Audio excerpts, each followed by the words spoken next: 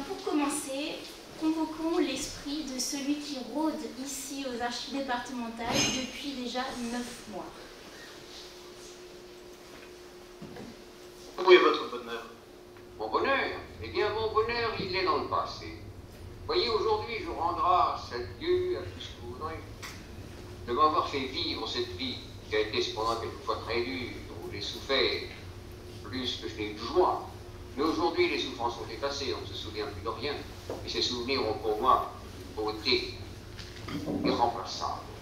Car c'est en eux que je me réfugie, en ces souvenirs, pour avaler les monotonies de la vie présente, et surtout en les écrivant, pour que tout cela survive dans l'esprit des autres. C'est une manière de se survivre soi-même, en imaginant que la pensée, eh bien, elle fera vibrer notre cerveau, elle revivra dans les autres.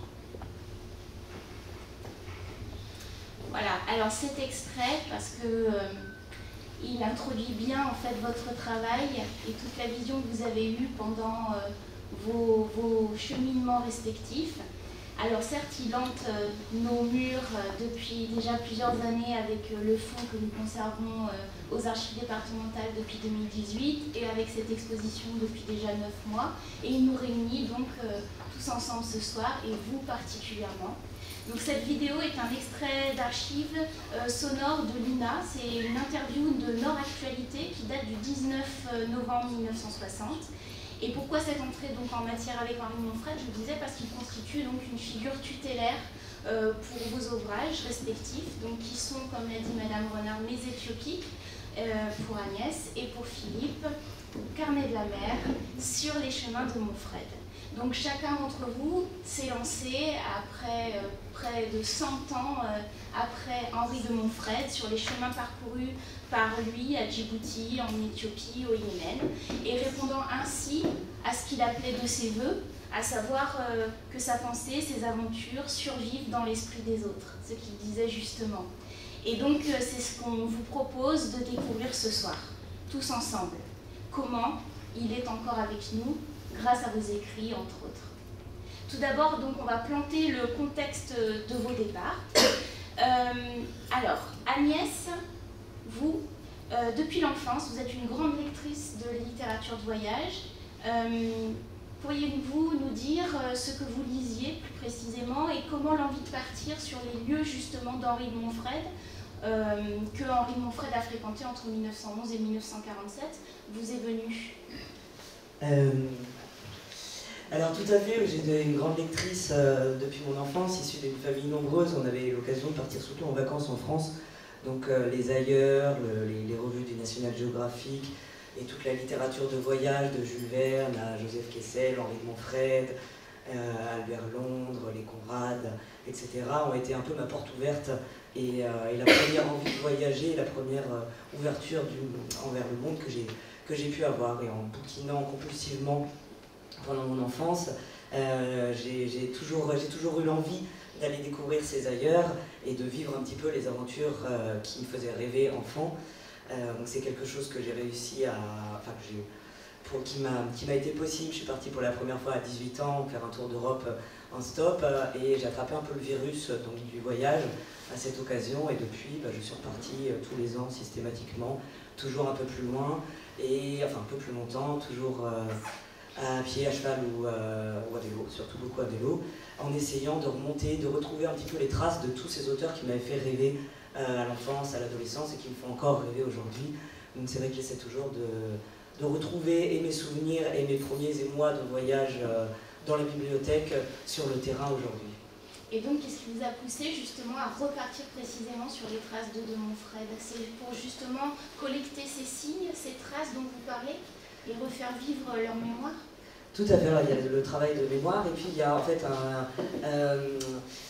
un travail que je trouve assez intéressant, c'est de confronter l'histoire qu'on a et de confronter les écrits de Monfred avec la vision actuelle et avec le pays tel qu'il est aujourd'hui, et notamment en Éthiopie et à Djibouti où il y a quand même certains endroits qui n'ont pas énormément bougé depuis la période d'Henri de Monfred, et d'autres beaucoup pour le coup. mais de confronter ce regard et la vision, que ce soit photographique, que ce soit littéraire d'un auteur, avec celle que je peux avoir de mon côté. Donc ce chemin à la fois sur les pas d'eux et en conflit un petit peu à certains endroits, c'est ce que je trouve assez intéressant dans le avant-après, mais dans une ligne de continuité. Et pour vous, Philippe, en discutant avec vous, on apprend que donc, vous avez lu aussi beaucoup de littérature de voyage, Nicolas Bouvier, donc dans le désordre, Nicolas Bouvier, Paul Nizan, mais aussi Joseph Kessel ou Albert Londres. Et précisément Henri de Montfred, quel a été le déclencheur pour vous? Comment l'avez-vous rencontré? Comment êtes-vous venu à sa lecture? Et pareil que pour Agnès, quel a été le déclencheur pour le départ sur ces routes? Alors, pour ce qui est du voyage, en fait, moi je pars en voyage, c'est toujours un peu le moteur, c'est l'imaginaire. C'est-à-dire l'imaginaire, quand on regarde une carte, on voit des pays incroyables, enfin. Et ça y est, on se met à rêver. Et donc pour moi, c'est envie d'aller voir sur place, essayer de confronter cet imaginaire qu'on peut avoir dans certains pays avec la réalité sur place. Donc ça, c'est une première chose. Alors ma rencontre avec Henri de Montfred, elle remonte à peut-être les années 70, quand il y a eu les films Les Secrets de la Mer Rouge qui passaient à la télévision. Donc, la série de RTF. Voilà. Et donc du coup, j'ai dû voir un ou deux épisodes passer comme ça. Et puis après, j'ai un petit peu oublié Henri de Montfred. Et en 96, je crois, je suis parti 2 mois au Yémen pour dessiner et faire des dessins. Et du coup, en revenant, après j'ai travaillé sur la ville d'Alexandrie et j'ai découvert en fait les livres d'Henri de Montfred à Alexandrie, au Centre culturel français, à la bibliothèque. Et donc j'étais passionné par la lecture de ces ouvrages. Surtout, je dois dire, pour le côté documentaire, qui, moi, m'a particulièrement intéressé dans les livres d'Henri de Montfred. Toutes les coutumes des habitants, la navigation, etc.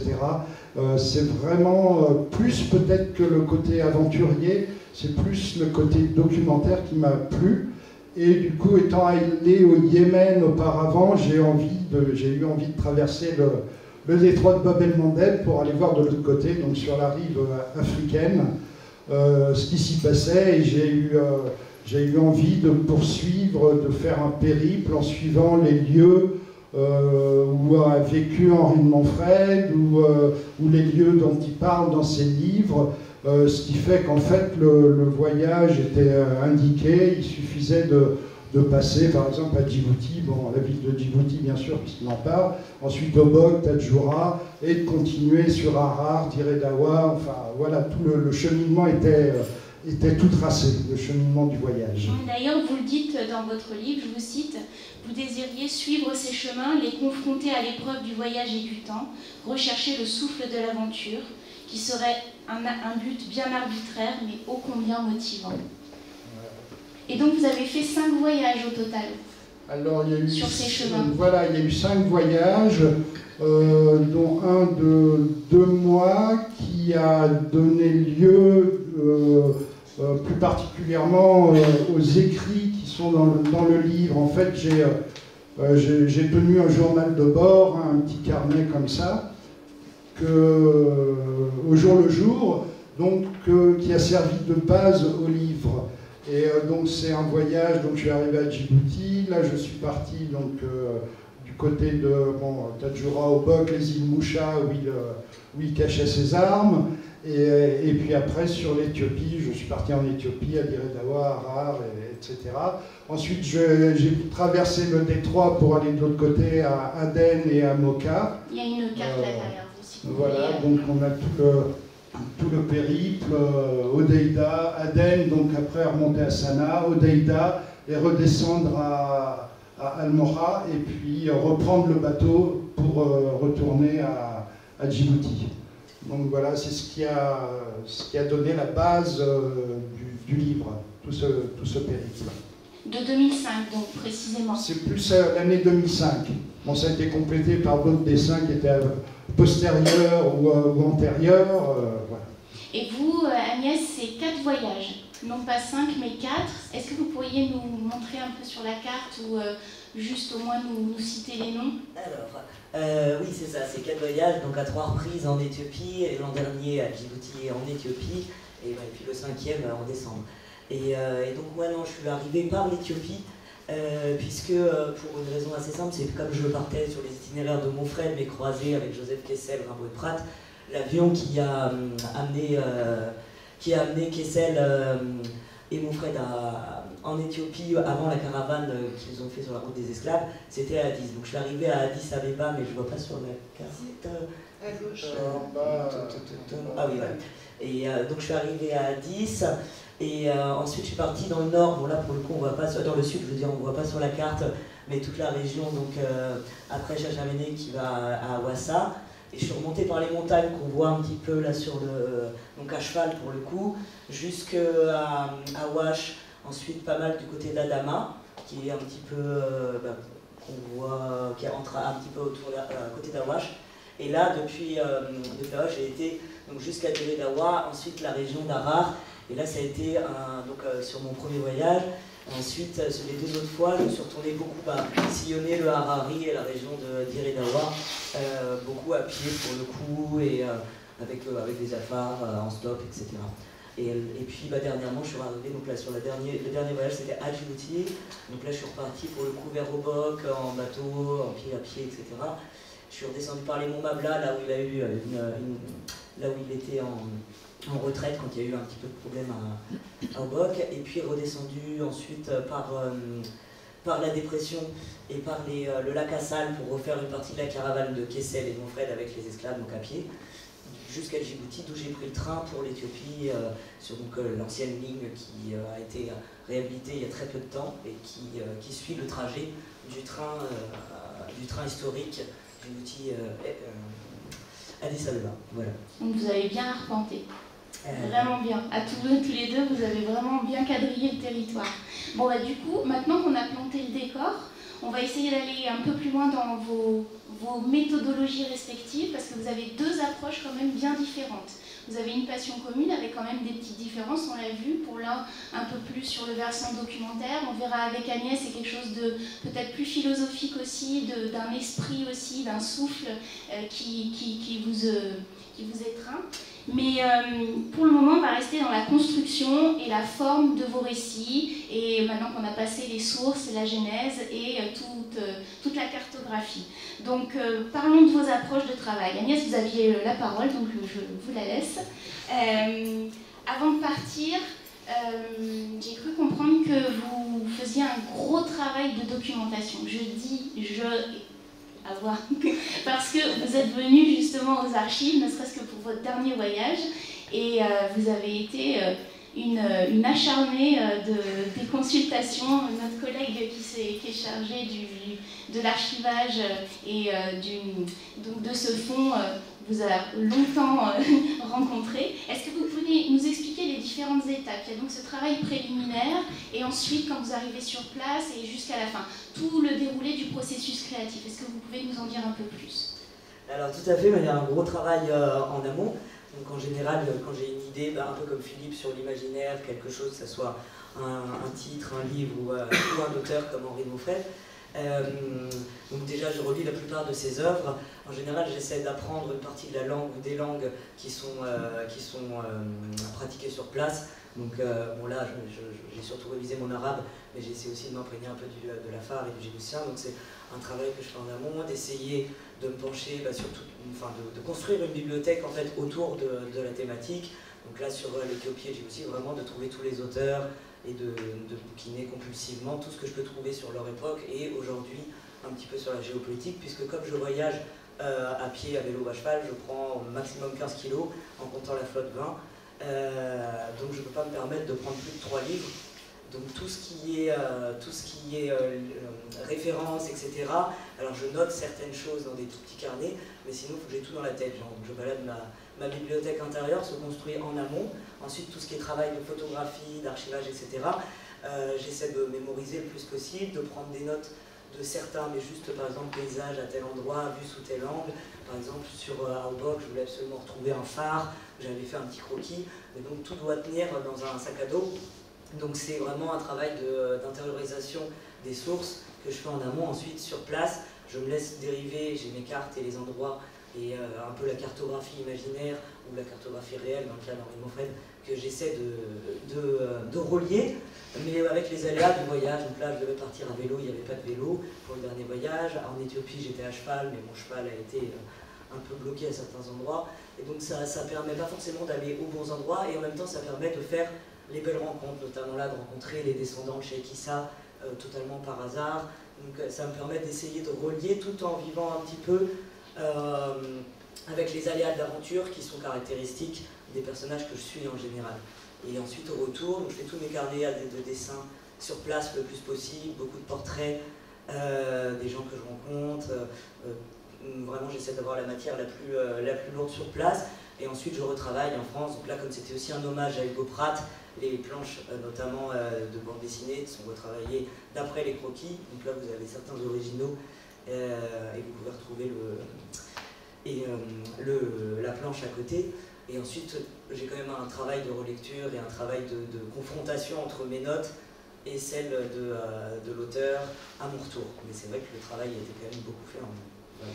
Là, justement, on voit un exemple de ce travail a posteriori, en tout cas l'imaginaire qui a été nourri par toutes vos lectures et votre travail préliminaire. Et quand vous rentrez, les convergences, les points de convergence en fait, entre par exemple une photo retraçant une scène de la vie quotidienne de la part d'Henri de Monfred, les photos que vous avez pu faire sur place et le dessin qui débouche voilà, sur une idée de toute cette masse documentaire qui vous a nourri et qui a irrigué tout au long du chemin vos possibilités d'écrit et de dessin.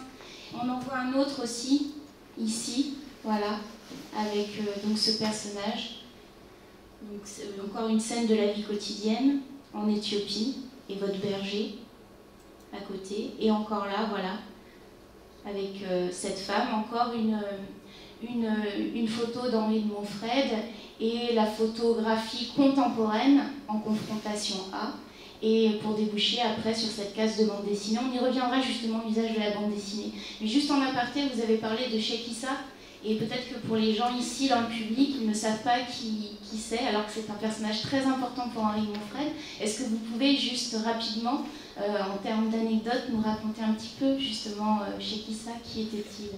Alors Cheikh Issa était un Djiboutien, un Afar, trafiquant, très respecté dans sa région, et qui a eu qui d'abord a eu maille à partir avec Henri de Monfred pour des histoires de trafic, et qui finalement a développé une grande estime pour Henri de Monfred, estime réciproque, et qu'on retrouve au fil de ses aventures, notamment qu'il a sorti pas mal de fois de mauvaises passes, enfin Cheikh Issa donc a sorti Monfred pas mal de fois de mauvaises passes, et il y a eu une grande amitié qui s'est liée, notamment quand il s'est réfugié dans les monts Mabla.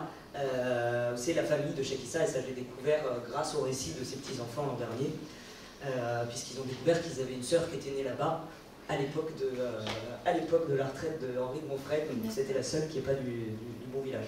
Mais donc voilà, c'est un personnage qui est récurrent et dans la littérature d'Henri de Monfred et dans les archives de l'époque, puisque évidemment c'était la bête noire des autorités françaises, puisque c'était un des grands passeurs et d'esclaves et d'autres marchandises vers le Yémen, puisqu'il était respecté aussi en tant que cheikh par les autorités locales yéménites. J'en profite pour rebondir. Au sein de notre exposition, on a une photo de Cheikh Issa dans la partie en fait pêcheur de perles. Il est parmi l'équipage sur le bateau d'Henri de Monfred. Vous pourrez le voir après cette table ronde si vous le désirez. Voilà, il a un sourire et un visage avec un regard très caractéristique, très perçant, très profond. Et pour passer à vous, Philippe, alors vous, votre approche du travail et de la documentation, elle est assez différente du travail en amont que fait Agnès. Est-ce que vous pouvez nous expliquer les différentes étapes également? En fait, c'est un petit peu ma façon de procéder, c'est un petit peu le contraire. C'est-à-dire qu'en général, je pars sans beaucoup d'informations. sur le pays que je vais visiter. J'essaie de justement avoir le moins possible d'éléments pour pouvoir justement m'imprégner au maximum et me laisser beaucoup de liberté dans le regard que je peux porter sur ces pays. Alors là, sur le périple d'Henri de Montfred, bon, le chemin était tout à fait balisé, hein, puisqu'il s'agissait de repartir sur les endroits où il a vécu, ou les endroits importants qui apparaissent dans ses livres. Bon, il y a la voie ferrée, c'est incontournable. Obock, c'est là où il construisait ses bateaux, donc il fallait y aller. Enfin, il y a différents endroits comme ça qui sont absolument incontournables.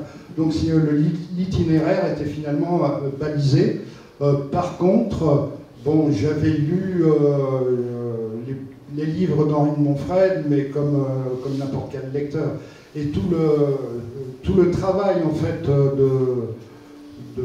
d'organisation du livre s'est fait a posteriori, c'est-à-dire en revenant une fois les voyages achevés, la somme de dessins, la matière picturale et la matière de mon voyage faite. Là, j'ai voulu intégrer des parties biographiques concernant Henri de Montfred. Oui, on en parlera tout à l'heure. Voilà. Ouais. Et donc, tout ce travail a été fait après, une fois revenu sur place, où là, j'ai vraiment travaillé toutes les parties biographiques consacrées à Henri de Montfred. Mais ça, bon, on pourra peut-être en reparler un petit peu plus tard.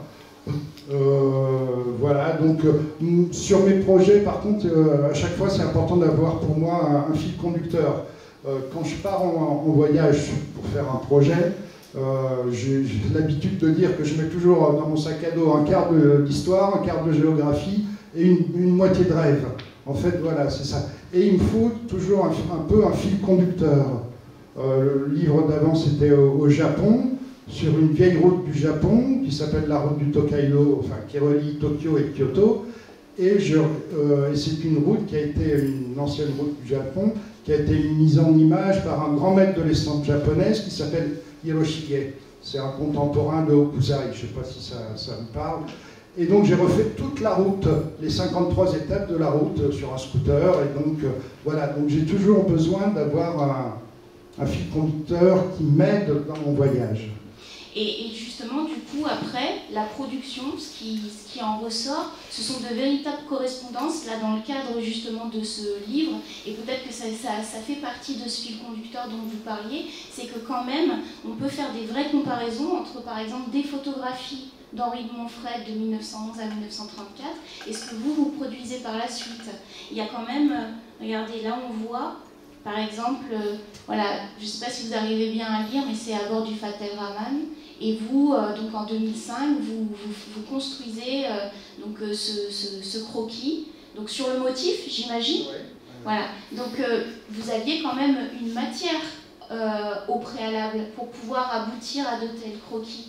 Comment avez-vous pu Non, mais faire, ça, je me suis aperçu de ces correspondances a posteriori. D'accord. C'est-à-dire, une fois rentré en France, j'ai regardé mes dessins, j'ai commencé à regarder toutes les photos d'Henri de Montfred, et je me suis dit, tiens, ça c'est marrant, ça colle avec ça. Alors que, évidemment, quand l'histoire de la traversée, bon, bah, j'ai pris un poutre et j'ai fait la traversée. Donc, si vous voulez, il y a des images qui correspondent forcément à Henri de Montfred. Quand on est sur un poutre au milieu de la mer, il y a forcément des choses qui font écho aux photos qu'aurait pu faire, ou qu'a fait même Henri de Montfred. Mais toutes ces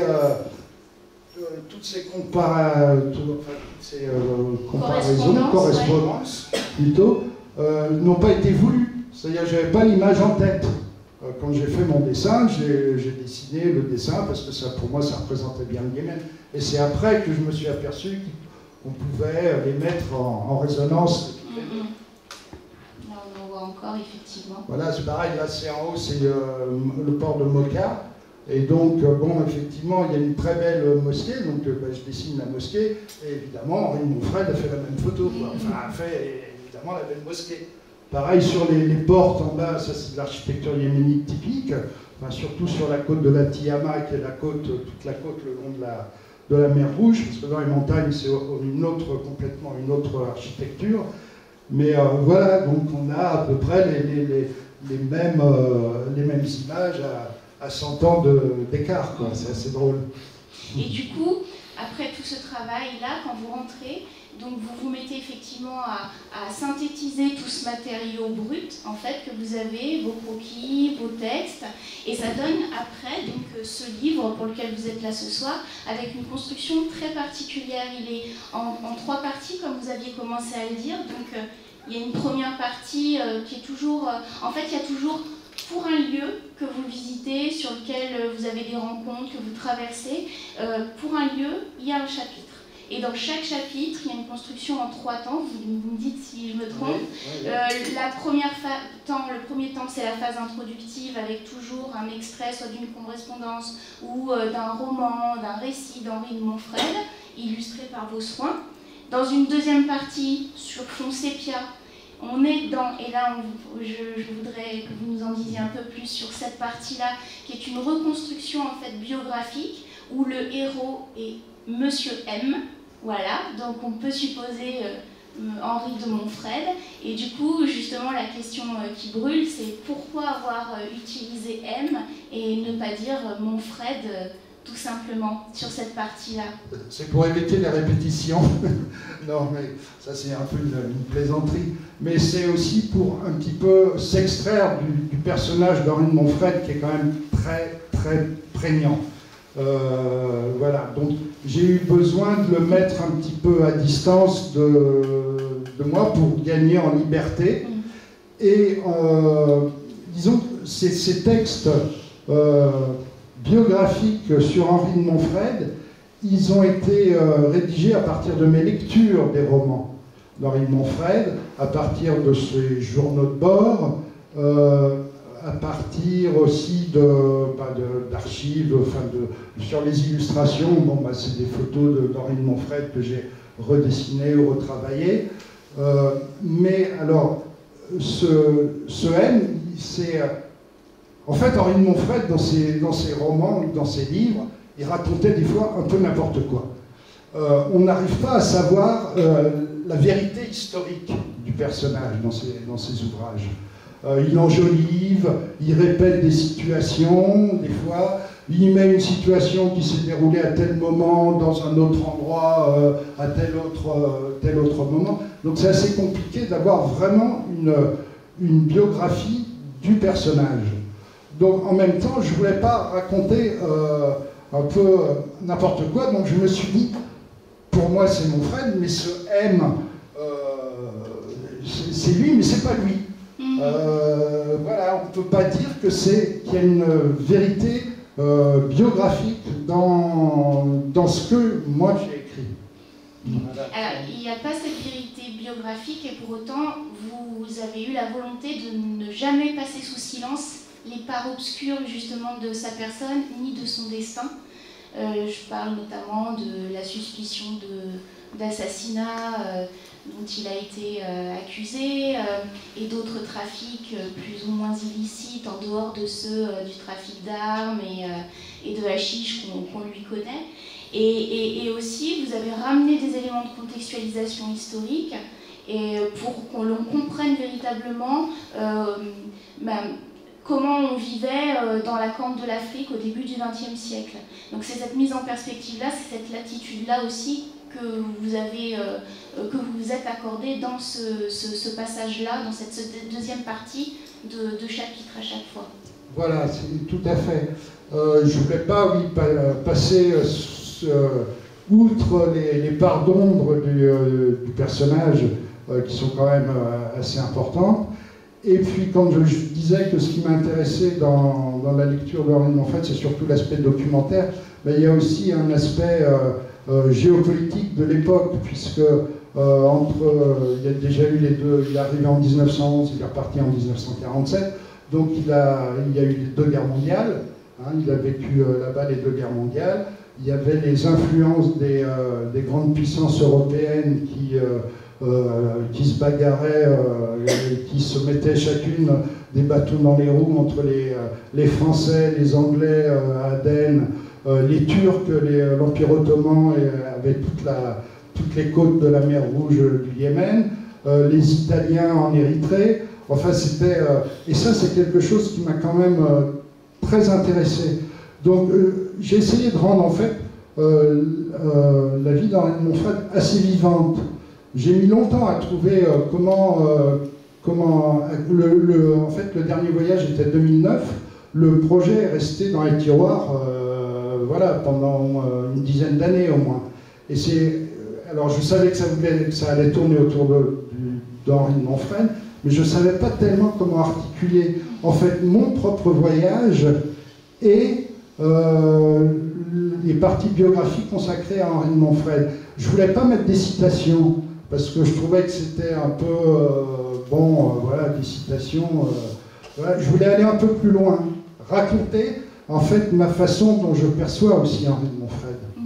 Et intégrer aussi des parties quand même historiques pour comprendre cette partie de la Corne de l'Afrique, comment ça se passait à ces époques où les puissances coloniales avaient l'emprise sur une grande partie du territoire. Et cette partie-là, vous l'avez rédigée en 2023, donc c'est assez récent, à l'occasion d'une résidence d'artistes à Ingrande, donc dans l'Indre, qui est le dernier lieu de résidence où vécut Henri de Montfred. Je crois que c'est le musée d'Ingrande qui vous a... Voilà, j'ai eu la chance de faire une résidence justement dans ce c'est un petit musée à Ingrande dans l'Indre, un petit musée consacré à Henri de Montfred, juste à côté de la maison qu'il habitait quand il est, juste avant sa mort. Il avait acheté une maison, il s'était retiré là-bas, dans ce coin du Berry. Et du coup, j'ai juste fait, je me suis dit que c'était intéressant d'être sur place pour justement pouvoir avoir toute cette documentation, comme un peu Agnès a fait ici aux archives de l'Aude. Ben, moi j'ai fait ma partie à Ingrande au musée Henri de Montfred, où effectivement c'est un petit musée, il n'y a pas, il n'y a peut-être pas autant de matière qu'on peut trouver ici. Et donc pendant cette résidence, j'ai donc rédigé toutes les parties biographiques, les extraits biographiques consacrés à Henri de Montfred, et réalisé toutes les illustrations aussi qui accompagnent ces parties biographiques. En fait, ce sont à chaque fois, par exemple, quand on est à Djibouti, en fait, bon, moi j'arrive à Djibouti, donc il y a mon voyage, mes impressions d'arriver à Djibouti, et la partie d'ouverture du chapitre sur la ville de Djibouti, c'est, on imagine Henri de Montfred qui est accoudé au bastingage du vapeur Oxus, qui va l'amener pour la première fois à Djibouti. Et on imagine voilà, qu'il se pose des questions sur la vie qu'il qu'il va quitter et la nouvelle vie qu'il va entreprendre dans ces régions inconnues pour lui. Voilà, donc à chaque fois on a un petit extrait biographique en fonction des endroits où je me situe. Voilà comment se construit la construction du livre. D'accord. Donc ça c'est pour la deuxième partie de chacun de vos chapitres. Et la troisième partie, vous confrontez, là c'est sur fond blanc, donc ça fait vraiment aussi un contraste assez saisissant au niveau des couleurs qui sont beaucoup plus vives que dans la partie sépia. Donc là c'est vraiment la partie de votre carnet de voyage, donc cette mise en écho avec vos impressions contemporaines, une mise en perspective avec le vécu d'Henri de Montfred qu'on vient juste de lire en amont, et aussi un texte qui, donc vous l'avez dit tout à l'heure, est issu de vos carnets de 2005, de votre voyage de 2005, et dans un style très télégraphique. Comment dirais-je, ça garde une certaine authenticité en fait par rapport. On voit qu'il n'y a pas de retravail derrière, il y a une volonté derrière tout ça de laisser passer. Oui, ben ça c'était complètement volontaire. C'est-à-dire que je préfère. En fait, j'ai repris pratiquement textuellement mon journal de bord. Donc bon, j'ai modifié, des fois c'était incompréhensible, des fois c'était vraiment trop mal écrit, donc j'ai légèrement modifié certains passages, mais je voulais cette spontanéité et je voulais garder cette fraîcheur du voyage, quoi. Voilà, que ce soit très spontané finalement. Et en fait, de confronter à la fois ces parties biographiques, ces extraits biographiques sur Henri de Montfred et mon propre voyage, En fait, c'est pour donner à mieux connaître l'endroit où je me trouve. Voilà, on a les deux visions. On a une somme qui permet de comprendre un petit peu ce qui se passe à Tadjoura, ce qui se passe à Harar. Voilà, c'est dans cet esprit que j'ai voulu faire ce livre. Alors, l'esprit d'Agnès Géminet, c'est tout autre chose. C'est pas du tout les mêmes objectifs et ni la forme au service de ces objectifs-là. On va en parler parce que vous, la construction de votre ouvrage est différente. Dans une première partie, vous présentez en fait la rencontre, l'amitié entre 4 grands aventuriers que nous voyons ici.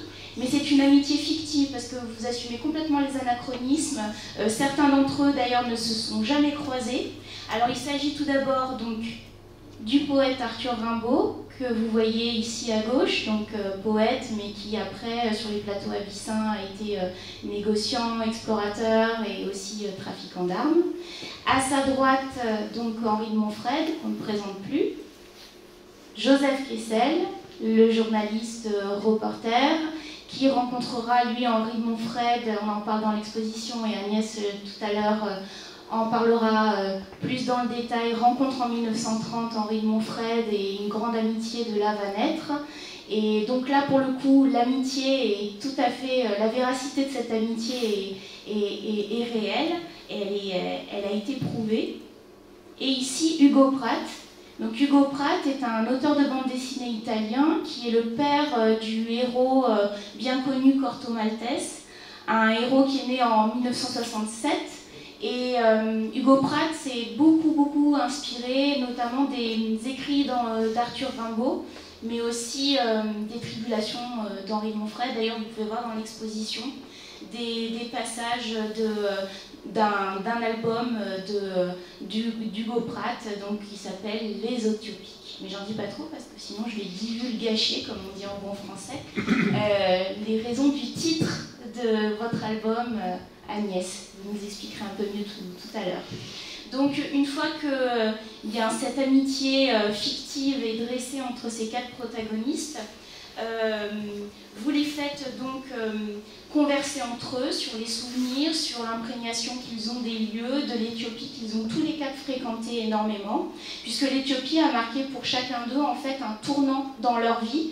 Elle les a révélés en tant qu'aventuriers, c'est leur dénominateur commun en fait. Et vous dites notamment que ce sont 4 vieux copains siégeant dans des fauteuils clubs, c'est ainsi que vous les imaginez, au cuir patiné par de longues soirées arrosées de rires et de récits, qui partagent à la chaleur d'un vieux scotch leur passion pour un pays qui, à beaucoup d'égards, ressemble au mode de vie auquel ils se sont dédiés, tendus vers l'absolu. Voilà, donc déjà là le décor est planté, et dans une seconde partie, ils prennent tour à tour la parole et ils partagent avec donc vous, leurs lecteurs, leur tendresse, je vous cite, de ce pays, une vieille dame drapée dans ses voiles de feu et de pierre, empreinte de toute la majesté de ses fleuves et de ses montagnes sacrées, les yeux rieurs de toutes les couleurs de la vie, la reine Éthiopie. Voilà, donc ça c'est la seconde partie. Et puis, en fait, imperceptiblement, il y a un glissement, en fait, un glissement de perception, puisque vient une troisième partie qu'on n'attendait pas, où le je, en fait, est un 5e personnage. Alors on se dit, est-ce que c'est l'Éthiopie qui parle? Mais en fait, on comprend que non. Ce 5e narrateur, c'est vous, donc Agnès. Vous prenez la parole, vous osez, et vous laissez infuser votre propre expérience par interstice au début, entre les récits de chacun des 4 protagonistes, et après de manière plus affirmée, plus assumée. Et vous dites d'ailleurs à ce sujet que vous avez pris place à leur côté, toute petite devant ces monuments familiers, et j'ai commencé à mêler une voix mal assurée à cette puissante harmonie de la vie sur laquelle ils jouaient leur vocalise de ténor de l'aventure. Donc voilà, ça c'est les 3 parties à vous, qui sont, on le voit, totalement différentes et c'est normal, vous avez des approches différentes et c'est des vécus différents. Mais là où je veux en venir, c'est que là où la motivation de Philippe Delors, on l'a compris, est une dimension documentaire, il veut renseigner, informer. Vous êtes plus dans le côté intimiste, avec du vagabondage aussi, on le voit ne serait-ce que dans votre style, votre prose très poétique, et il y a quelque chose même parfois de métaphysique dans vos déambulations et vos découvertes. Et d'un point de vue formel, vous en avez parlé, vous adoptez le médium de la bande dessinée. Donc, de nombreuses planches sont intercalées au sein de cet ouvrage. Est-ce que vous pouvez nous expliquer ce choix? Alors, pour la construction, effectivement, il y a ce côté imaginaire, enfin le rêve que j'essaie d'intégrer dans les Éthiopiques notamment. Donc je pars des itinéraires croisés et littéraires et fictifs ou réels, comme on a vu. Alors la bande dessinée, il y a déjà tout d'abord, c'est un hommage à Hugo Pratt et aux Éthiopiques, d'où le choix vraiment du noir et blanc et de l'encre de Chine, mais que j'utilise dans tous mes voyages, puisque c'est la bande dessinée. Alors je trouvais qu'en Éthiopie c'était d'autant plus vrai que la moitié du pays est habillée en blanc, les 3/4 des fêtes. C'est un pays qui est quand même, enfin tous les orthodoxes sont en blanc, contrairement à d'autres pays d'Afrique qui sont beaucoup plus bariolés. L'Éthiopie a ce côté noir et blanc très, très prégnant qu'on retrouve vraiment. Donc l'utilisation du noir et du blanc là-dessus était un peu une évidence. Et le matériel de la BD, alors au-delà de l'hommage à Hugo Pratt, c'est vrai que je trouvais que ça construisait assez bien et ça se mariait, alors c'est de la bande dessinée qui est plus du roman graphique, mais que ça se mariait assez bien avec les impressions du coup d'Henri Monfred ou de Joseph Kessel, qui ont un style eux beaucoup plus déroulant, comme l'a dit Philippe. Et donc ce côté un peu déroulé du voyage était assez bien saisi par la bande dessinée. Mais c'est des bandes dessinées que j'ai fait tout d'après mes croquis, peu d'après photos d'ailleurs, d'après croquis principalement, mais donc retravaillé un peu pour s'adapter soit aux propos de mes auteurs, des auteurs sur les traces desquels j'étais, soit sur mes propres textes. Et après c'est un hommage bien sûr, mais je trouve que la bande dessinée est aussi un petit peu pas un cadeau, parce que c'est un peu prétentieux de dire ça, mais disons que quand je présente mon livre sur place à des gens qui se reconnaissent dans une bande dessinée, il y a une forme de satisfaction qui n'est pas la même que d'avoir son portrait au crayon de papier, parce que c'est vrai que le portrait est vraiment le médial principal avec lequel je communique avec les gens. Toute la journée, je portraite, et parfois je portraite toute la famille avant d'avoir le droit de dessiner l'enfant, puisque la hiérarchie passe par les aînés. Donc il faut faire quelques générations. Et en fait, c'est vrai que la bande dessinée a aussi un rendu qui est un regard personnel, mais souvent, une espèce un peu prétentieux, mais un don aux personnes qui m'ont aidé sur le voyage, puisque pour eux, c'est quelque chose d'un petit peu plus construit dans leur imaginaire souvent qu'un crayon de papier. Oui, parce que la bande dessinée, c'est un art séquentiel, donc en fait, il y a vraiment un arc narratif qui se crée et qui donne le mouvement dont vous parliez effectivement, Philippe. Il y a quelque chose de moins statique que le croquis tel que vous l'abordez quand vous faites des portraits, et c'est aussi dans l'imaginaire collectif, les enfants, les strips, la bande dessinée, c'est des choses qui parlent plus facilement, donc ça doit être effectivement un mode de communication assez aisé, en tout cas une porte d'entrée possible avec les jeunes, mais même finalement c'est notre culture de l'image effectivement. Donc, et vous avez parlé aussi du noir et blanc, j'aimerais qu'on y revienne parce qu'effectivement, contrairement et on y viendra tout à l'heure, à Philippe qui utilise la couleur, vous avez opté pour le noir et blanc. Pourquoi ce choix justement? Alors le choix du noir et blanc, c'est aussi un choix pratique. Parce que comme je voyage avec le minimum, et notamment au niveau du chargement de dessin, donc j'ai des aquarelles. Alors je suis souvent dans des pays où il fait très chaud, et quand je porte mes 6 litres de flotte à dos de vélo ou de cheval, je préfère les boire que les utiliser pour peindre. Donc j'utilise plus facilement l'encre. Et il y a aussi un côté dans l'instantané, donc l'encre de Chine, je travaille soit à la plume, soit au pinceau. Il y a quelque chose de définitif que j'aime beaucoup dans le croquis, puisque j'ai pas le droit à l'erreur, j'ai pas le droit au retour. Donc ce que je trouve assez beau dans le geste à l'encre de Chine, parce qu'on retrouve dans la calligraphie chinoise, japonaise, etc., c'est un peu le mouvement du cœur avec ce qu'on trouve aussi dans l'autre dessin, mais particulièrement à l'encre de Chine. Au pinceau, on retrouve le mouvement dit de l'âme avec le dessin. Et c'est vrai que le côté vraiment instantané et un petit peu méditatif de langue de Chine me pousse beaucoup à utiliser ce moyen en particulier pour mes croquis. Ça pousse au lâcher-prise, quoi. Exactement, il y a un lâcher-prise total, puisqu'il faut vraiment, surtout dans un portrait où on a la personne en face, et il faut à la fois l'imaginer et donner un rendu qui va être notre propre rendu, et en même temps se laisser aller totalement et faire confiance à ses mains. Alors vous, par contre, je sais pas par contre, pourquoi je dis par contre, c'est bien aussi la couleur. Vous, en revanche, Philippe Delorme, vous utilisez la couleur, on le voit là, ici encore, voilà un petit panel de ce que vous proposez au sein de cette troisième partie, donc, qui est donc la partie contemporaine, où vous exposez vos propres ressentis sur les chemins d'Henri de Montfred, donc au sein des différents chapitres de votre livre. Donc vous employez la couleur, celle de l'aquarelle, mais aussi parfois de la gouache, qui sont posées en temps réel, donc sur le motif, au moment même où vous dessinez sur place.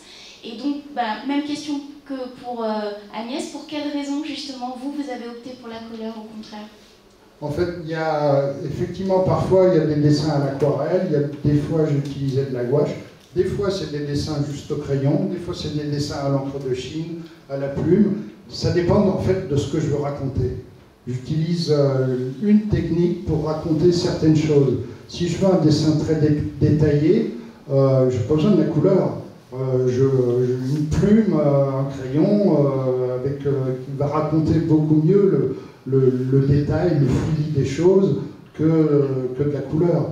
Par contre, si je veux donner une lumière, donner des indications de lumière, de couleur, là, effectivement, l'aquarelle va bien se prêter. Si on a une mosquée à Harare avec un dôme vert, par exemple, bon, c'est intéressant d'utiliser la couleur pour raconter que la mosquée a un dôme vert. Voilà. Donc, et puis des fois, alors sur des petits dessins, bon, tous les dessins sont faits sur place. Donc des fois, vous voyez par exemple sur le dessin du milieu, bon, je note quelques indications de couleur, mais c'est simplement parce que des fois, il y a des impondérables. J'ai pas le temps de finir le dessin, je suis fatigué, j'en ai marre, je veux passer à autre chose. Donc, on ne sait jamais, je me dis, allez, je vais noter les couleurs, comme ça, peut-être que je les mettrai plus tard, puis en fait, ça reste toujours comme ça. Donc, il y a aussi à la fois une notion d'inachevé, parce que c'est vraiment du dessin de voyage. Donc, c'est pas du dessin d'atelier, c'est du dessin de voyage. Donc, voilà. C'est la vie du voyage, on n'a pas les conditions forcément toujours adéquates pour faire une belle peinture. Voilà. Et par exemple sur la gouache, alors j'ai utilisé la gouache surtout dans une partie presque de l'Érythrée. Voilà, ici. Bon, là il y a un dessin effectivement, c'est sur juste du sépia puis des petits diables blancs. Mais la gouache, parce que c'est vraiment un endroit, ça s'appelle Dalol, c'est dans le désert d'Anakil. En fait, il y a une croûte de sel et il y a la géothermie qui fait remonter une conduite de magma en fait, qui chauffe cette croûte de sel et on obtient des paysages complètement hallucinés, on se croirait sur Mars. Et donc là, même l'aquarelle, je trouvais que c'était pas assez... niveau couleur assez fort pour rendre ce délire de couleur, quoi. Donc là, j'ai utilisé de la gouache. En fait, j'essaie d'adapter ma technique à ce que je veux raconter. Alors, excusez-moi, je voulais enchaîner parce que justement, vous dites, il y a un passage justement descriptif et votre insatisfaction également autour de la recherche de la couleur et de cette lumière dont vous parliez tout à l'heure. Vous dites concernant le site du Dalol, donc ce courant tellurique qui a soulevé la croûte de sel, comme vous disiez, sous l'effet de la chaleur, et celle-ci a pris une teinte brunâtre aux formes compliquées, violet, brun, poli, parfois déchiquetées en dentelle tranchante. La pression expulse le restant d'humidité contenu dans le sol. Des cheminées de soufre jaune, blanc ou orange se forment, d'où s'échappe de l'eau en ébullition qui s'écoule parfois en petites flaques vertes. Et deux paragraphes plus tard, vous dites donc avec votre style télégraphique qu'on retrouve assez usuel, et fait quelques études de paysage et de détails, utilisez des gouaches, mais avec le recul, je trouve que les couleurs manquent d'éclat. Les reprendre en donnant plus d'intensité dans les lumières et plus de saturation. Voilà, c'est ça. En fait, l'aquarelle, je n'aurais jamais pu rendre cette saturation des couleurs juste avec de l'aquarelle, c'est pour ça que j'ai utilisé de la gouache. Alors c'est très rare, là j'avais amené, que, je sais pas, une petite boîte de gouache, je sais pas, voilà. C'est rare que j'emmène de la gouache, mais là c'était bien tombé. Donc là, si on vous suit bien, en fait, l'usage de la couleur est aussi à des fins documentaires. C'est-à-dire que vous voulez renseigner au mieux, vous parliez du dôme de la mosquée verte, voilà, vous voulez que les gens sachent que la mosquée elle est verte. Voilà, c'est voilà. ça. Alors que, par exemple, Agnès, elle préfère la faire en noir et blanc et que les gens s'imaginent que peut-être elle est rose fluo. D'accord. Donc, justement, c'est intéressant, vous avez des approches totalement complémentaires, donc c'est bien de le découvrir ensemble ce soir. Et donc du coup, maintenant qu'on a vu un peu toute l'approche tant formelle que la construction donc, de vos ouvrages respectifs, les différentes parties, vos travaux préliminaires de recherche et de synthèse après a posteriori, on va rentrer plus dans les thématiques, des thématiques en fait transversales que finalement on trouve et qui rentrent en résonance les unes avec les autres au sein de vos ouvrages. Et on va aborder une grande thématique qui est celle, notamment chez Agnès, très importante, puisqu'on en a parlé avec ses 4 protagonistes, celle de l'amitié. Et plus précisément, puisque ce soir quand même on parle sous l'égide, on l'a bien vu en entrée de soirée sous l'égide d'Henri de Montfred, on va parler donc de l'amitié entre Joseph Kessel et Henri de Montfred. Donc là vous voyez en fait une photo donc tirée de la cinématographie française, mais à la base, en fait, c'est une photo qui est parue dans le journal Le Matin, le 5 juin 1930. Et vous avez à gauche donc Henri de Montfred, au centre Joseph Kessel, et à la droite donc de Joseph Kessel, le guide Abdi. Pardon. Et donc, cette photo, en fait, marque le commencement d'une très grande amitié, puisque ils se rencontrent, les deux hommes se rencontrent donc en 1930. Mais je n'en dis pas plus, Agnès va nous raconter un peu plus. Je donne juste un autre document d'archives que nous présentons au sein de notre exposition et qui est une lettre, elle, écrite donc côté 176J57, très précisément dans notre fond. C'est une lettre de Joseph Kessel à Montfred. Alors j'ai malencontreusement, voilà, et qui dit ceci: vieux cher pirate, parce qu'il l'appelait le vieux pirate, et en retour, Joseph Kessel était Jeff. Vieux cher pirate, j'ai dû prendre l'avion pour la Suisse à l'improviste, appelé par une affaire possible de cinéma, et dans ma hâte, j'ai oublié de t'en avertir.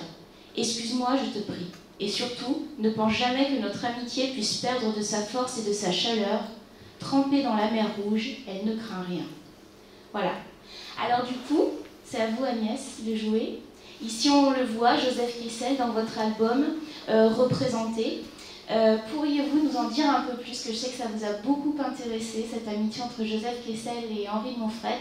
Pouvez-vous nous en dire un peu plus? D'abord, dans quelles circonstances ils se sont rencontrés et quelles aventures vont-ils vivre ensemble?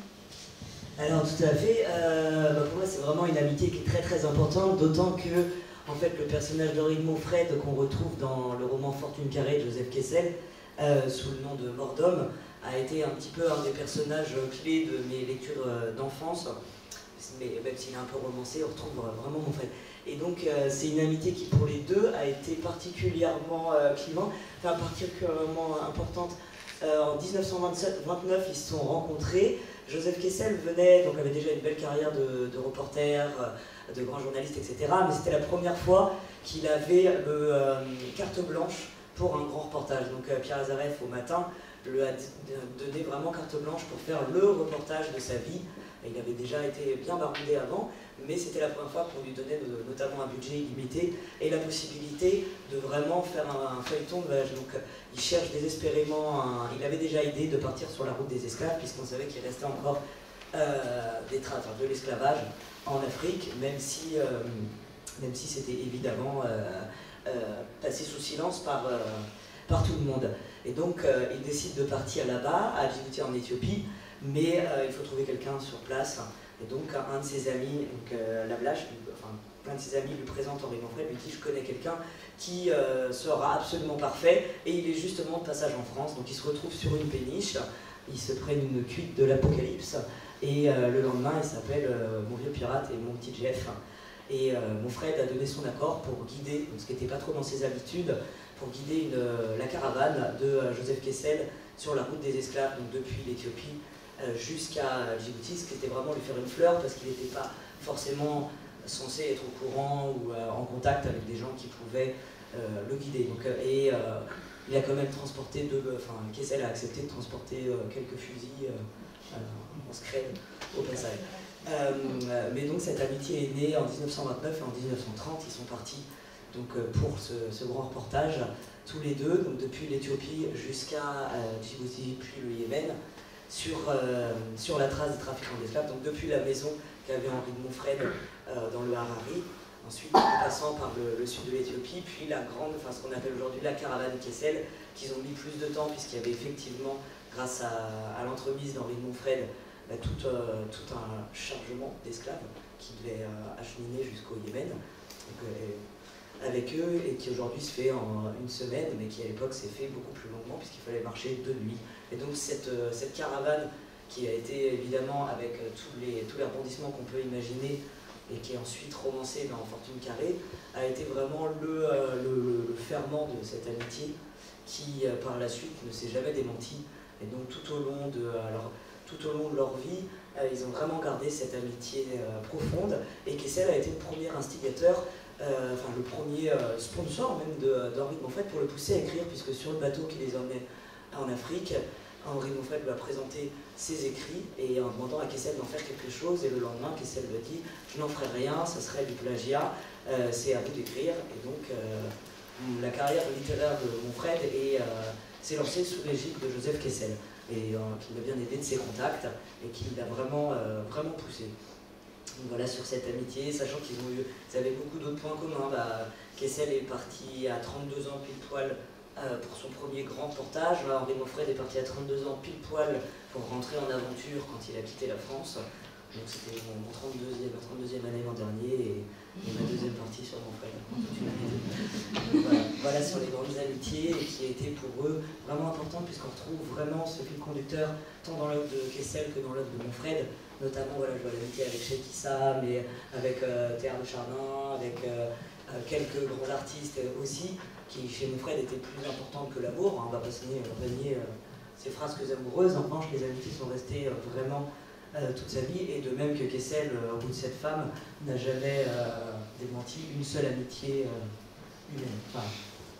Amitié sans amitié. Et pour vous, justement, sur le registre de l'amitié, au gré de vos voyages, vous avez dû sûrement faire de belles rencontres. Est-ce que, justement, est née une amitié de voyage aussi qui vous a porté et qui vous porte peut-être encore? Est-ce que vous avez une anecdote ou sur ces chemins arpentés de rencontres d'une autre ou d'un autre aventurier avec qui vous avez pu partager?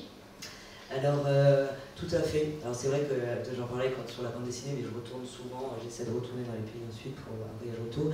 Mais alors en Éthiopie particulièrement, et à Djibouti, alors oui, il y a une très grande amitié qui s'est liée, alors pour le coup, de façon totalement aléatoire, mais en allant chercher un cheval dans la montagne pour suivre la route d'Henri de Monfred.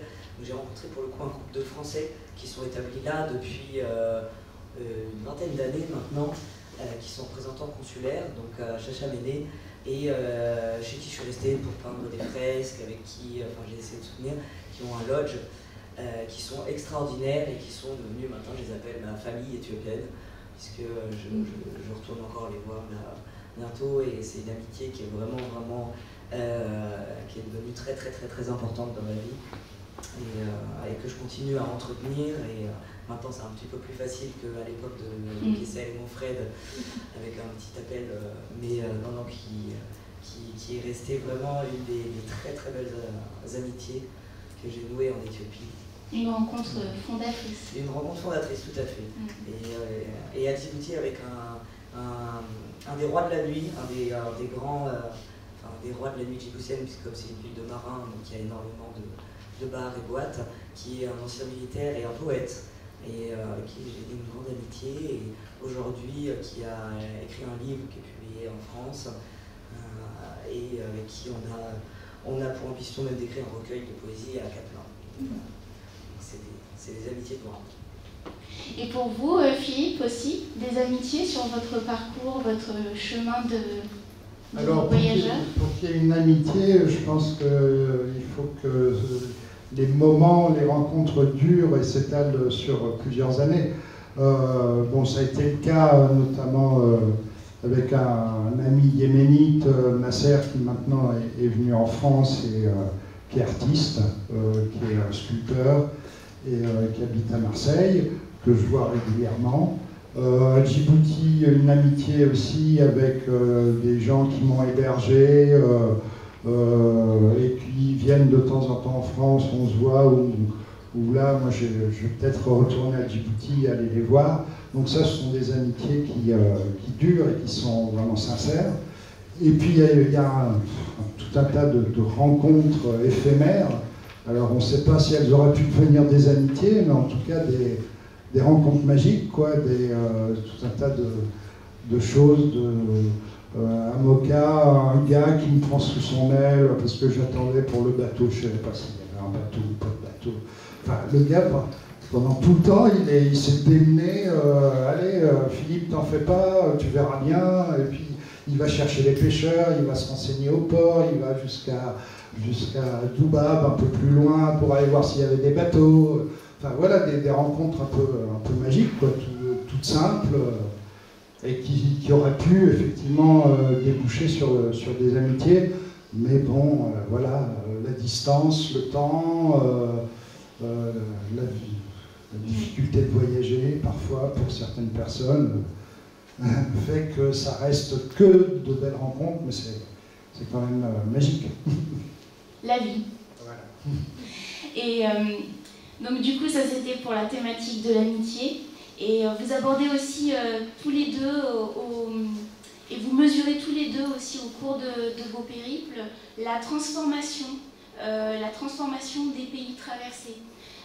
Agnès, justement, vous dites, je vous cite, donc c'est page 8, que je ne me trompe pas, oui c'est ça. Vous dites donc l'Éthiopie, un pays millénaire lancé aujourd'hui à plein poumon dans une course au développement où s'érodent parfois les vieux contours des traditions. Alors j'ai mis une photo, une numérisation d'une page de Philippe Delors. Je pensais que ça collait assez bien avec ce que vous disiez, avec cette citation. Et justement, Philippe, vous avez à divers moments comme ça, vous instillez ces constats au fur et à mesure dans votre livre. Qu'avez-vous, parce que vous êtes parti en fait de 1997 jusqu'en 2000, votre dernier voyage en 2008.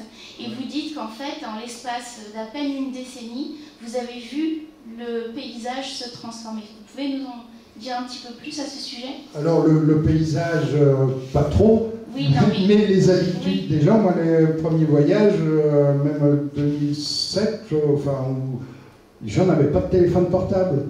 En 1997, vous voulez dire? Non, vous avez dit 2007. Non, oui, alors, c'était 2005. Bon, je sais pas, on va dire en 2000 ou, allez, 5 ans avant.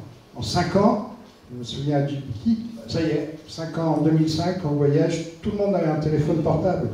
Donc, voilà. Alors, à la fois, il y a des choses qui rappellent des ambiances dans l'île Manfred. Effectivement, les paysages, les paysages, ils ne changent pas tant que ça. Hein.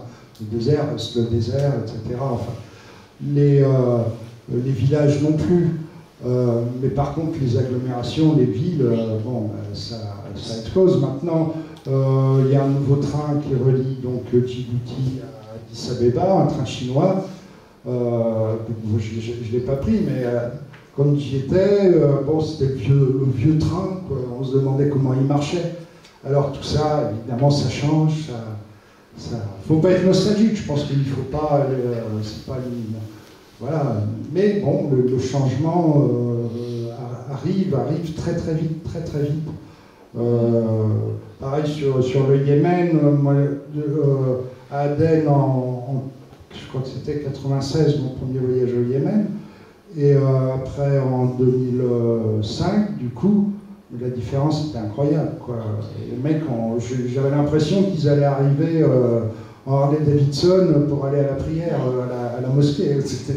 Alors qu'avant, la ville était un bidonville qui montait sur les montagnes, sur les cratères, enfin sur le volcan, etc. Et en 2005, il y avait des chantiers de construction partout, des petits kiosques qui s'étaient montés partout. Voilà, donc c'est la vie. Voilà, et ça fait penser justement aussi à un épisode que vous relatez dans votre ouvrage. Vous parlez notamment des îles Moucha et Mascali en mer Rouge, et plus particulièrement le lagon en fait, de l'île Moucha, où vous dites justement qu'Henri de Montfred avait obtenu une concession dans ce lagon pour la culture des huîtres perlières, et puis il l'a cartographié avec beaucoup de précision à force de navigation, mais aussi de cache pour ses trafics d'armes. Et vous dites justement, vous citez Henri de Montfred qui parle de ce paradis en fait qu'il découvre. Bientôt les fonds verts des bancs de sable étincellent comme des émeraudes. Les dômes de roches émergent des abîmes bleus comme des cathédrales irréelles, et des myriades de poissons zébrés de couleurs vives tournent autour comme des oiseaux de rêve. Donc voilà, ça c'est le constat d'Henri de Montfred donc à son époque.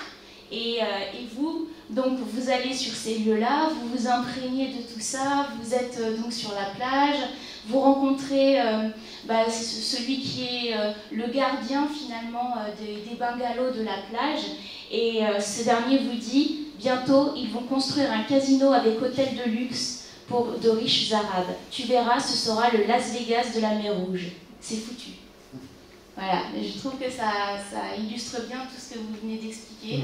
Et encore une fois, voilà, c'est aussi, là, en l'espace de peu de temps, un quart de siècle, voire un peu plus de mondialisation, qui fait que, même si le paysage encore reste inchangé à certains endroits, en tout cas, il y a une mouvance que vous aussi, vous avez su saisir, Agnès, et dans vos carnets notamment.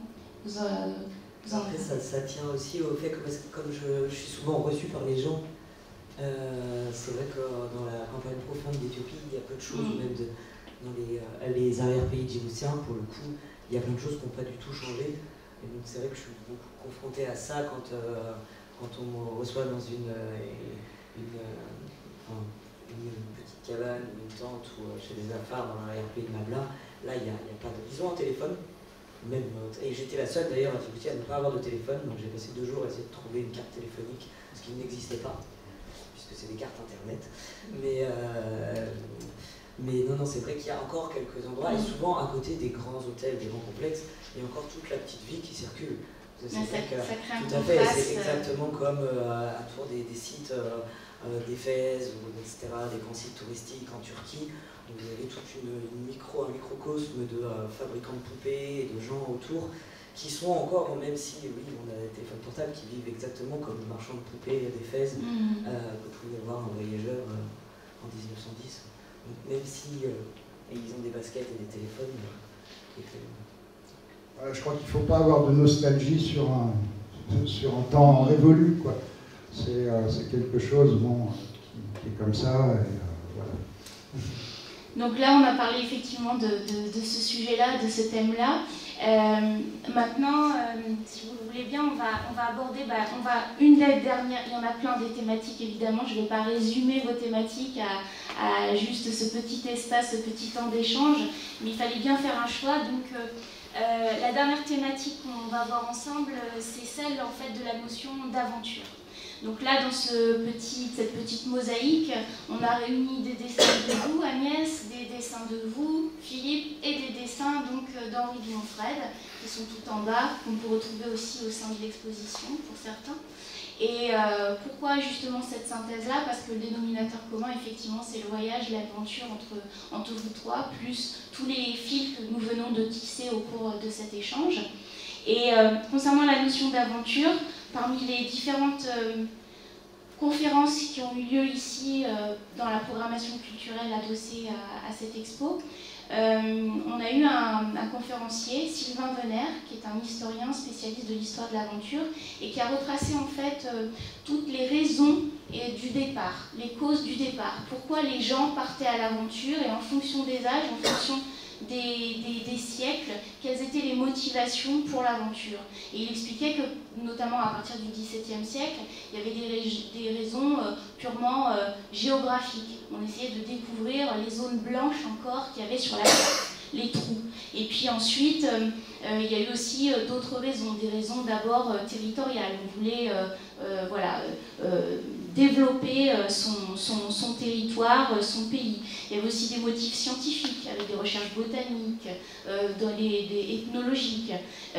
Et puis, un peu plus tard, au XIXe siècle, aussi des missions, donc accompagnées de missions civilisatrices, des missions coloniales, avec des objectifs d'exploitation des ressources locales et des objectifs de conquête. Pour déboucher au XXe siècle, sur une aventure, un motif de l'aventure beaucoup plus introspectif, qui est l'aventure pour l'aventure, c'est-à-dire qu'il n'y a plus de zones blanches sur les cartes, les transports se sont hautement développés, il n'y a plus de... J'ai une petite hésitation, parce qu'il y a encore un héritage colonial, mais il n'y a plus de colonies, évidemment. Et donc maintenant, les aventuriers partent pour une démarche, donc, je le disais, introspective, un développement de soi vers les autres, dans l'ailleurs. Et pour exemple, on peut citer notamment Malraux, on peut citer également Bouvier, plus proche de nous. Voilà, donc ça c'était pour le cadre historique qu'il avait planté. Et dans ce contexte-là s'insérait Henri de Montfred, qui lui est vraiment atypique, parce qu'il correspond à aucun des registres qui ont été énumérés par Sylvain de Venère et que je viens d'essayer de vous retranscrire de mémoire. Pour lui, Henri de Montfred, donc l'aventure, c'était, il disait, et je cite, un accident à éviter. Pour lui, il n'était pas du tout question d'aller la chercher, d'être dans cette quête, cette soif d'absolu. Et donc, mais comme il avait des activités commerciales et illicites qui le poussaient dans des tribulations et des situations hautement rocambolesques, et que surtout il avait toujours le désir d'être libre et de vivre en dehors, et là je cite aussi du troupeau, ça le poussait nécessairement donc à vivre des choses que le kidam, le membre du troupeau, ne pouvait pas vivre. Et de fait, ça devenait un aventurier. Mais il n'y avait pas cette motivation première-là au début. Et tout ce gros laïus de contextualisation pour vous demander, par exemple à vous Agnès, quelle est votre conception à vous de l'aventure? Dans quelle lignée vous vous inscrivez? Qu'est-ce que vous envisagez, vous, de l'aventure? Qu'est-ce qui vous pousse à partir? Alors, l'aventure, c'est pas quelque chose qu'on recherche en partant, c'est plus après, oui. Il y a une forme de fureur de vivre qui nous pousse à partir d'une certaine manière, et d'une certaine manière qui va, on va dire, favoriser l'aventure. Donc c'est vrai que j'aime partir dans la difficulté, donc sans argent, sans téléphone, et à la main, enfin à pied, à cheval, à vélo, parce que je trouve que l'effort déjà me permet d'avoir, après une journée d'effort, déjà me permet d'être plus près du paysage, on va dire, et du pays en lui-même, puisque c'est une progression qui est lente, et me permet d'être d'un voyage assez méditatif le soir, parce que quand vous êtes tout seul avec votre bivouac, votre petit feu, votre petit cheval, avec des hyènes autour de vous, vous avez plutôt tendance à réfléchir que... il n'y a pas d'autres, d'ailleurs, il n'y a pas trop d'autres solutions. Mais, et donc il y a ces situations, on peut dire que c'est un petit peu forcé de se mettre dans la difficulté et peut-être d'aller la chercher, mais en fait non, je pense que l'aventure c'est vraiment un laisser-aller. Pour moi c'est vraiment, alors plus une démarche d'exploration à la base que d'aventure, c'est vraiment explorer, notamment voilà, que ce soit la littérature ou que ce soit géographiquement ou sur les traces de la littérature, et qu'ensuite tout ce qui peut arriver derrière c'est vraiment une forme de lâcher prise. De jamais dire non, en gardant un petit sens de prudence quand même, mais sinon de jamais dire non ni aux rencontres, ni aux situations qui vont arriver, et ce qui donne naturellement lieu à l'aventure. C'est vrai que quand vous rencontrez quelqu'un, même si c'est un trafiquant, ça m'est arrivé d'être avec des assassins ou des trafiquants qui étaient très gentils avec moi. Mais vous dites oui, sauf si votre instinct de protection vous dit non, bien sûr, mais de se laisser aller à des rencontres, de se laisser aller à des endroits aussi. Et donc c'est ce qui va donner lieu à des situations qu'on peut qualifier d'aventure, mais ce qui en fait juste pense un état d'esprit d'être en perpétuel voyage. Et de toute façon, je pense que j'ai eu moi je pense que les plus belles expériences d'aventure entre guillemets que je pourrais mentionner, ça sera d'ailleurs plutôt en Europe que dans des pays qui sont plus exotiques. Et notamment, je pense que la fois où j'ai le plus ressenti ceci, c'était à Londres, alors que je dormais avec mon vélo dans Hyde Park, et qui m'a mis des rebondissements assez extraordinaires, parce que je n'avais pas de quoi traverser la Manche. Mais comme quoi l'aventure peut ça arriver aussi bien dans la ville de Carcassonne que dans celle de Dirédawa. Je pense que c'est vraiment un état d'esprit que je recherche et que j'essaie de garder au quotidien, et qui donne lieu à des livres, ou à moins que les livres soient le prétexte. À creuser. Pour vous, Philippe, votre conception de l'aventure, votre définition de l'aventure? C'est vrai que je pense que quand on part en voyage, quand on part seul, on a envie d'être libre. C'est-à-dire qu'on a envie de faire ce qu'on a envie de faire, vraiment au plus profond et le plus sincèrement possible. Maintenant, moi, dans mes périples, il n'y a aucune notion d'exploit. Je ne veux pas du tout faire des exploits et des trucs de performance ou des trucs. Alors là, ça ne m'intéresse absolument pas. Mais c'est plus cette quête vraiment de liberté. Et puis, il faut mettre le curseur, quoi. Des fois, entre la prudence et puis l'envie de découvrir, il faut savoir jauger les choses un peu. C'est très fin. Est-ce que je fais confiance? Est-ce que je ne fais pas confiance? Est-ce que je peux me permettre de faire ça ou pas? C'est ça. Mais c'est pour... et puis on n'a pas envie de dire oh ben non, je ne veux pas aller là parce que c'est compliqué, etc. Ça peut être dangereux. On y va, et puis voilà, puis on verra bien. Voilà, c'est la quête de la liberté. L'aventure, elle peut arriver, et puis elle ne peut pas arriver, on n'en sait rien. Donc là, c'était pour la thématique. Il ne marche plus. Vous m'entendez là? Non, ça ne marche plus du tout. Ouais. Donc là, c'était pour justement clôturer sur la thématique de l'aventure. Donc avant de nous quitter, juste quelques petits points encore avec vous pour poursuivre le voyage. D'abord une question un petit peu anecdotique, mais pas tant que ça. Il y a 15 jours, on a reçu Lucie Azéma, qui est donc une globe-trotteuse et autrice qui a rédigé un essai sur l'émancipation par le voyage pour les femmes, et notamment elle a retracé des grands destins d'aventurières. C'est un ouvrage très féministe, engagé et très nuancé également quand même sur la perception du voyage au féminin. Elle a donc travaillé sur les femmes aventurières et elle expliquait que dans ses bagages, quand elle partait en voyage, il y avait un invariant, une sorte d'objet totem qu'elle emportait partout avec elle, qui est un bateau à thé, une sorte en fait de réceptacle, c'est une sorte de plateau, et qui lui permettait de faire le thé partout où elle allait. Et ça lui permettait, même dans l'ailleurs, même dans l'aventure, même dans le danger, ou en tout cas d'être dans un cadre parfois un peu insécure, de se recréer une bulle, un cocon en fait de...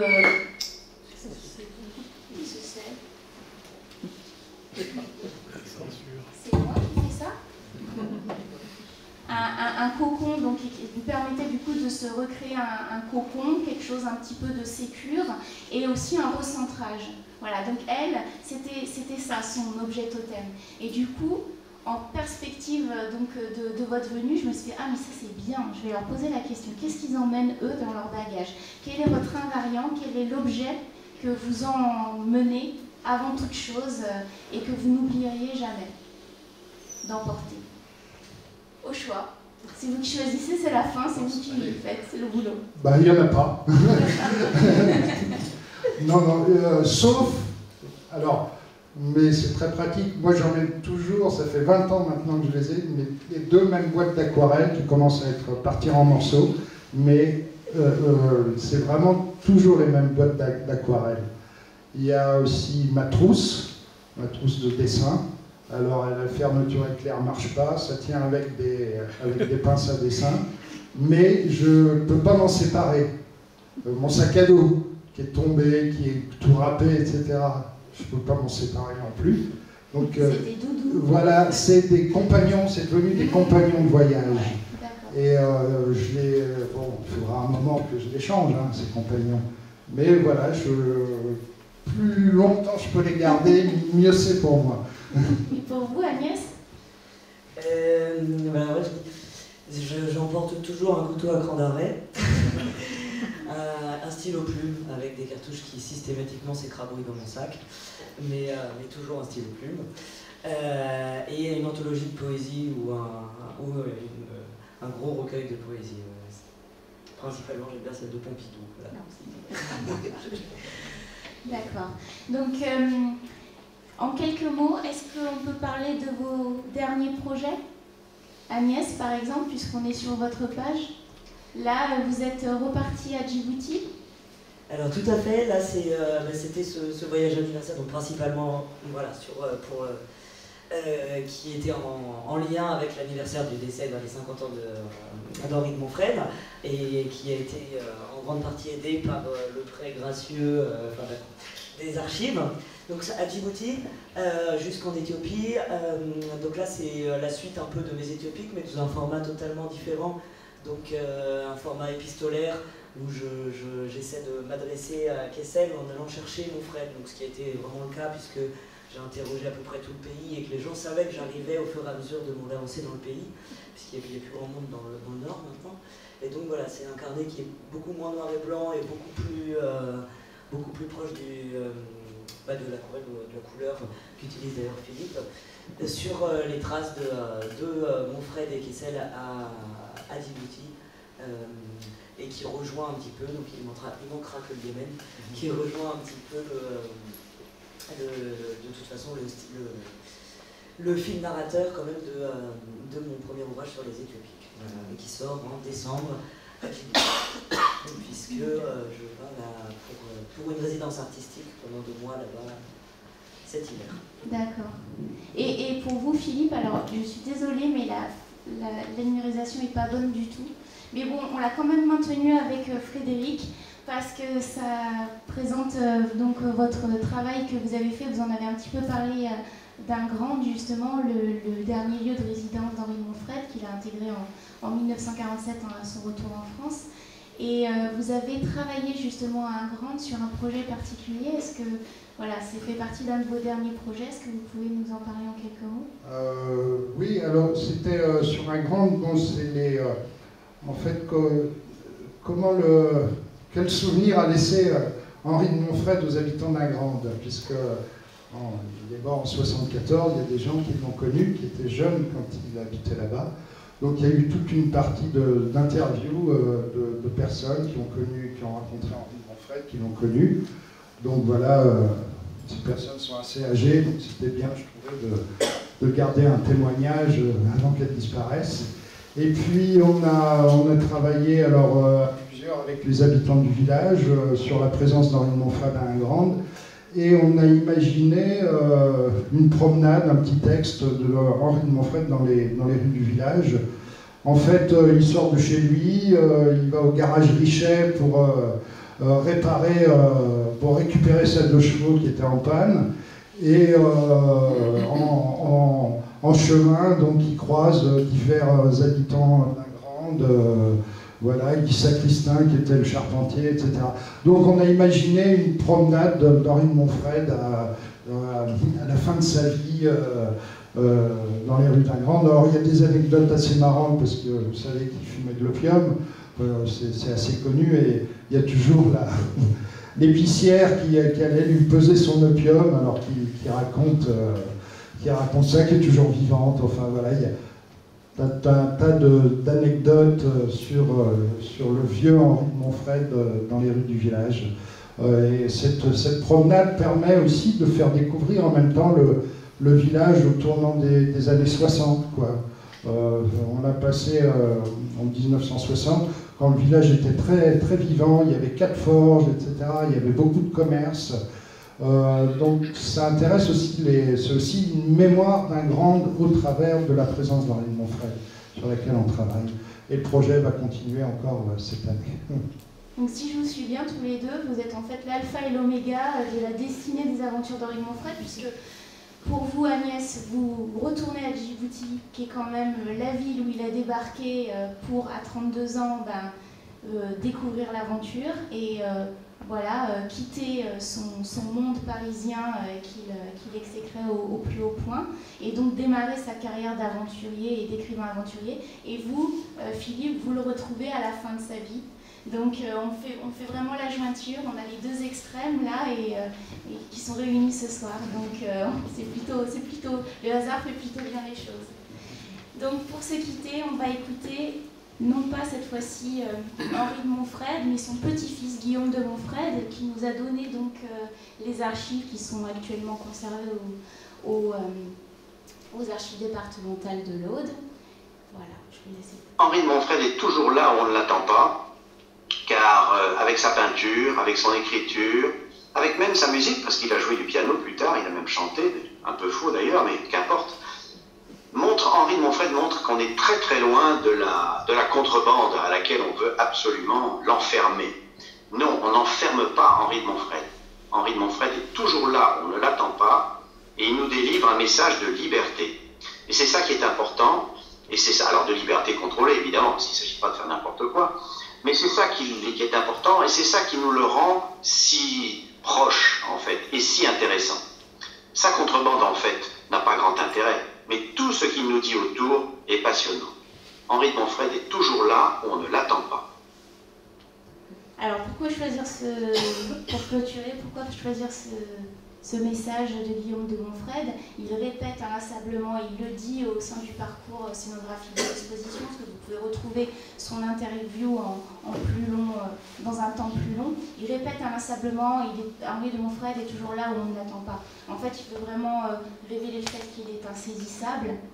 Or, ce que j'ai trouvé, vous, au travers de vos deux ouvrages, c'est que vous avez su le retrouver, malgré tout.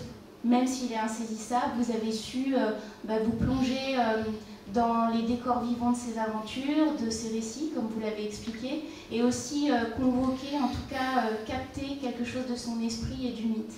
Et les lecteurs, je pense, pourront l'apprécier. Voilà, merci beaucoup. Merci.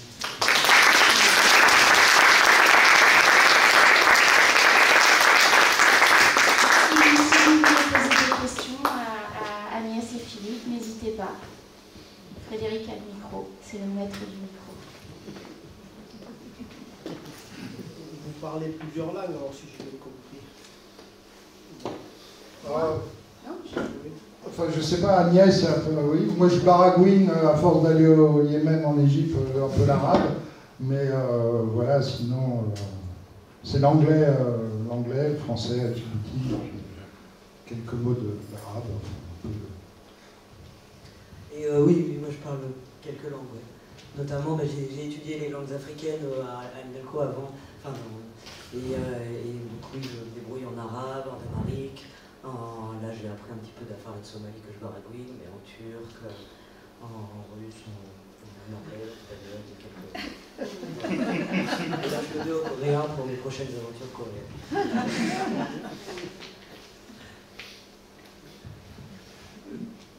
Je voulais d'abord vous dire que c'était absolument passionnant, aussi bien la façon de mener la soirée que tout ce dont vous nous avez abreuvé, et en images et en propos. Et la question que je me pose, c'est vos qualités de dessinateur, peintre. Quelle est la formation que vous avez suivie?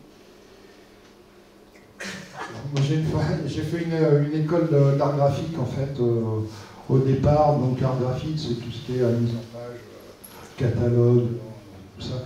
Et puis, j'étais coincé derrière un ordinateur, et j'en ai eu marre, et donc, c'est pour ça que je suis parti finalement au Yémen en 97, je crois. Et puis voilà. Puis après, j'ai ramené plein de dessins. J'ai fait une exposition à Paris, à l'ambassade du Yémen. J'ai vendu tous les dessins. Donc je me suis dit, bon, bah allez, on va continuer là-dedans. Et puis voilà. Mais j'ai quand même une formation de dessin, quoi, au départ. Enfin, voilà. Non, moi je suis autodidacte. Donc non, à part les cours d'art plastique à l'école, c'est grâce à mes parents qui m'ont encouragé, comme j'ai commencé à dessiner très jeune, qui m'ont encouragé, qui m'ont poussé à tester toutes les techniques, ma petite maman est derrière, et à me faire, à travailler aussi bien la copie, donc j'ai beaucoup copié, beaucoup Michel-Ange, beaucoup l'anatomie, et ensuite je me suis mis très rapidement au portrait. Alors ceux que j'ai retrouvés de mes jeunes années n'étaient pas forcément les plus ressemblants, mais et voilà, donc c'est mes parents qui m'ont vraiment poussé à changer, enfin à tester un peu les techniques. Et après, quand j'en ai eu marre de mes études, j'ai monté mon atelier, je me suis lancé.